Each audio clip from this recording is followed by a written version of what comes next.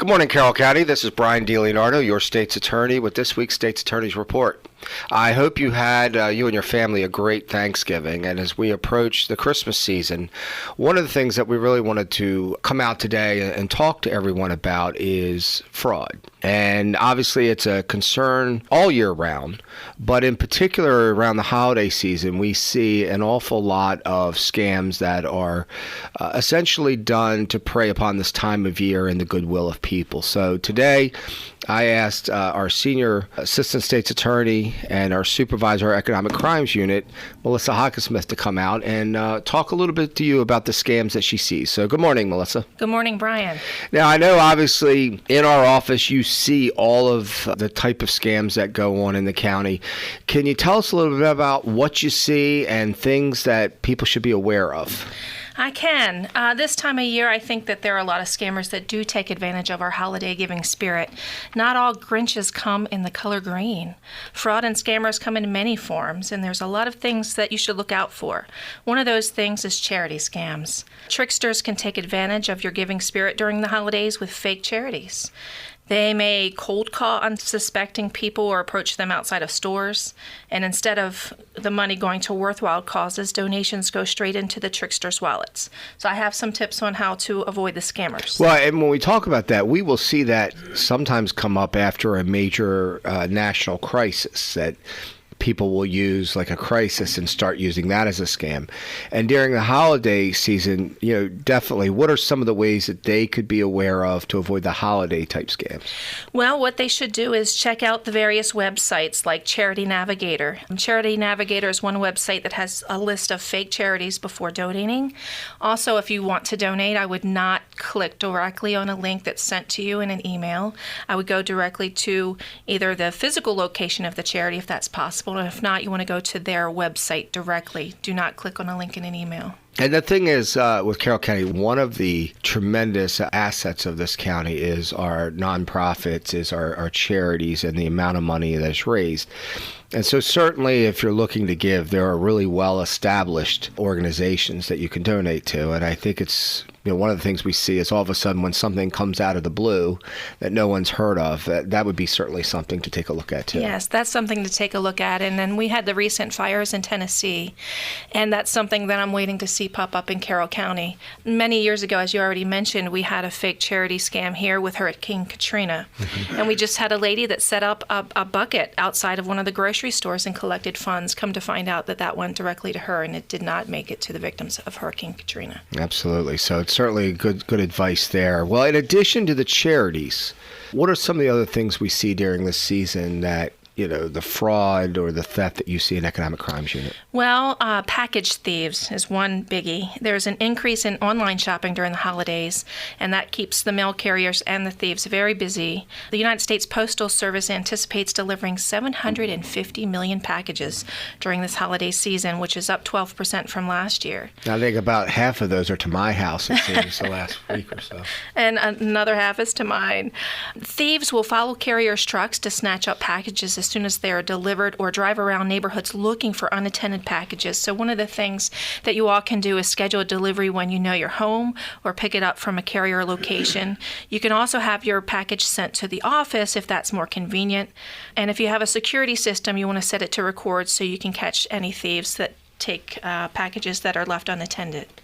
And, it's interesting while we talk about the packages, just as a corollary to that, one of the things that we'll sometimes see is after the holidays when people put the boxes outside of items that they've received. Can you tell us a little bit about how that can lead to burglary? Exactly. We do see that in the county every year.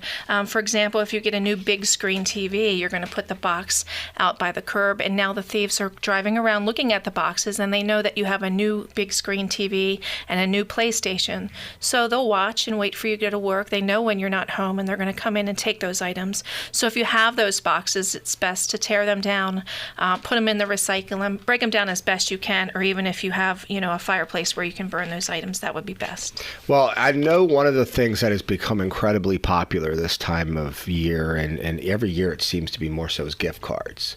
And obviously when you get involved with gift cards, there is a tremendous amount of fraud that's associated with that. Can you tell us a little bit about the things that you should watch out for when you start working or buying and dealing in gift cards? I can. Well, thieves steal physical gift cards from the store. They write the card numbers down, or they use the magnetic strip reader, and then they place the cards back on the display. They can also scratch off the PIN code, which is associated with the card. So once you purchase the card and it's activated, the thieves will then be checking the gift card balance and can transfer it to a different card or drain your account. So what you should do when you're buying gift cards is inspect the card for signs that the card has been tampered with, such as a scratched off pin, before leaving the store. If you see that, don't buy it and bring it to the attention of a store employee. Purchase your gift cards that are secure behind a glass case instead of an open display or behind the counter, where thieves can grab cards if they're out in the open. And keep the receipt in case you or your gift recipient notice a strange activity or anything of that nature, and that would increase your chances of getting a refund from the store. Yeah, and there's also times where you'll see people that will stand outside of a store claiming that they have a gift card and that it has a certain value, and it may even have $1 on the front of it, but it turns out it's not, and they're trying to sell it for half price and that kind of stuff. So again, if it's too good to be true, it probably is, right? It is. And that leads also into another area, which are counterfeit products. This time of year, you're going to see some advertisements, rock bottom prices on particular items like iPads, for example. But you're not really getting the real thing. If it sounds too good to be true, it really is. Yeah, and that's certainly an issue with the amount of online purchasing that we see. And very often when you wind up buying some of those products, your money may be in a completely another country. Exactly. And there's really no way to do that. I know I've seen that with NFL products where they have sort of knockoff jerseys that China has set up, and you wind up giving your money and you'll never see it again. So it's good to be safe about that. Well, let me ask you, as we get ready to get out of here for this Sunday morning, any other things that you should be mindful of as we enjoy this time with our families? Well, here's one more thing. It's not exactly scam related, maybe scam by your children. If you're doing a lot of online shopping, you may want to keep in mind that if you're using the family computer, the one that your kids use, the retailers target the ads towards what searches you're doing. So if you're searching for that new pool table or PlayStation, then if your kids jump on the computer, then they're going to have ads pop up for PlayStation, and then they're going to know what their gifts are going to be. Right. So you don't want to ruin the surprise for them under the Christmas tree, right? Exactly.